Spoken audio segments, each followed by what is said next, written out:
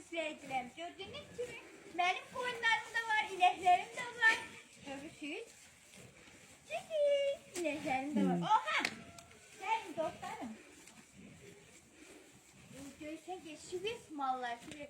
Mənə gətiriblər, pay gətirdik. Hocam neçə dənəli? 1, 2, 3, 4, 5 dənə mallarım var.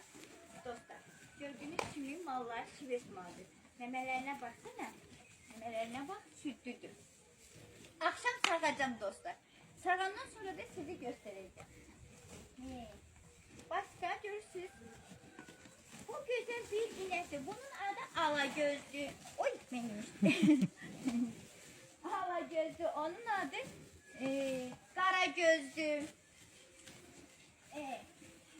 Bunun adı ise Arzudur. Öz adımı koymuşum. Gördüğünüz kimi meyvelerini gördünüz. Burada benim heyetim. Burada heyetli, orada heyetli. Burada otluyorlar. Gördüğünüz kimi bu gibi. Seviyorum. Arzunu istemeyenler, arzuya şeratanlar. Allah'ınızda bulasınız. Ben hastaydım. Bana yardım etmediniz. Allah büyüktü. Çünkü bu yaşlımın kabağında malice alırım.